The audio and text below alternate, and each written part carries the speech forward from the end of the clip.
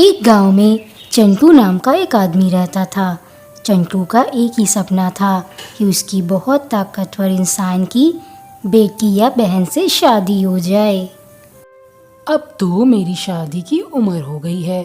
आज मैं अपने लिए लड़की ढूंढ कर ही रहूँगा। चंटू बहुत ही बेवकूफ़ था। उसे हर कोई बहुत जल्दी बेवकूफ़ बना देता था और जो भी उसके इस सपने के बारे में जानता था वो उसके ऊपर बहुत हंसता था। चंटू खुशी खुशी अपने घर से निकल जाता है कि आज वो अपने लिए लड़की ढूंढ ही लेगा। कुछ दूर चलते चलते चंटू बहुत दूर निकल जाता है, पर कुछ देर के बाद चंटू एक पुलिस स्टेशन के पास पहुंच जाता है, जहां खड़े होकर वो सोचता है, अरे वाह, पुलिस वालों से ज़्यादा कौन ताकतवर होगा। मुझे इनसे रिश्ते की बात करनी चाहिए।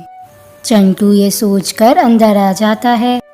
पुलिस वाले भैया, मुझे शादी करनी है, वो भी एक ताकतवर इंसान की बेटी या बहन से। क्या आप अपनी बहन की शादी मुझसे करेंगे? ये सुनकर पुलिस वाले को बहुत गुस्सा आता है, पर वो जानता था चंटू बेवकूफ़ है, इसलिए वो बहाना बनाता है। हाँ, क्यों नहीं चंटू, पर मैं तुमसे एक चीज़ कहना चाहता हूँ। मैं इस गांव में ताकतवर नहीं हूँ। मुझसे ताकतवर तो यहाँ के पंडित जी हैं। उनकी बेटी से तुम शादी की बात करो। चंटू पुलिस वाले की ये बात सुनकर वहाँ से चला जाता है। चंटू तो था ही बेवकूफ़, वो सबकी बातों में भी आ जाता था। अब वो उस पंडित को ढूंढने लगता है। फिर चंटू को वो पंडित मिलते हैं।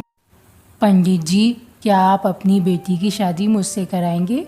क्योंकि मुझे एक ताकतवर इंसान की बेटी या बहन से शादी करनी है और आप इस गांव में सबसे ज़्यादा ताकतवर है। ये बात मुझे आज पता चली है। पंडित जी बहुत चालाक थे। वो चंटू से कहते हैं, हाँ चंटू, मैं कर तो देता, पर मुझसे ज़्यादा ताकतवर इस गांव का ज़मींदार है। तुम एक बार उनसे बात करो, शायद वो तुमसे अपनी बहन की शादी कर दे। ये सुनकर चंटू खुशी खुशी जमींदार के पास जाने लगता है। पंडित जी जानते थे चंटू बेवकूफ़ है, उन्होंने भी उसको बेवकूफ़ बना दिया था। चंटू रास्ते भर सोचता जाता है कि कहीं जमींदार ने भी मना कर दिया तो चंटू क्या करेगा, क्योंकि जमींदार उस गांव का सबसे ताकतवर इंसान था और वो नहीं माना तो क्या होगा। ज़मींदार भाई, मुझे तुम्हारी बहन से शादी करनी है। क्या तुम अपनी बहन की शादी मुझसे कराओगे? क्योंकि आप इस गांव के ताकतवर इंसान हो और मुझे एक ताकतवर इंसान के बेटी या बहन से शादी ही करनी है। जमींदार भी बहुत चालाक था। वो चंटू से साफ साफ मना नहीं करता, पर वो कहता है, चंटू भैया, मैं कहाँ ताकतवर इंसान हूँ, मैं तो एक मामूली सा ज़मींदार हूँ। तुम यहाँ के राजा से बात करो, शायद वो अपनी बेटी या बहन की शादी तुम्हारे साथ करा दें। मैं तो एक मामूली सा इंसान हूँ, मैं खुद राजा के कहने पे चलता हूँ, तो मैं ताकतवर कहाँ से हुआ भला? ये सुनकर चंटू राजा के पास गया। राजा अपने बाग में सैर कर रहे थे।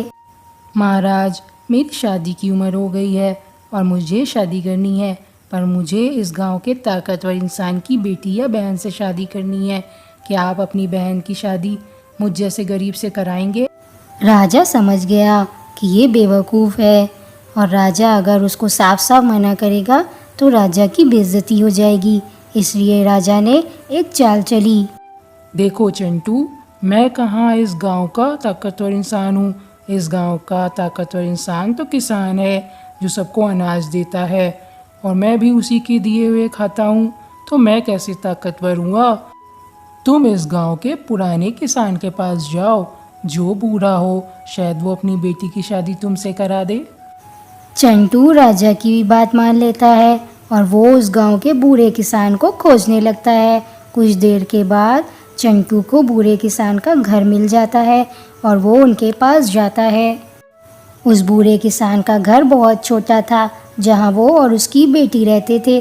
चंटू उनसे उनकी बेटी का हाथ मांगता है। बाबा, मुझे आपकी बेटी से शादी करनी है। मैंने सुना है इस गांव के राजा से कि आप इस गांव के ताकतवर इंसान हो, तो मुझे एक ताकतवर इंसान की बेटी या बहन से शादी करनी है। आपकी बेटी भी है तो मेरी इससे शादी करवा दीजिए। वो बूढ़ा इंसान ये सुनकर बहुत खुश हुआ कि राजा ने उसे ताकतवर कहा है और वो खुशी खुशी में अपनी बेटी का हाथ चंटू के हाथ में दे देता है।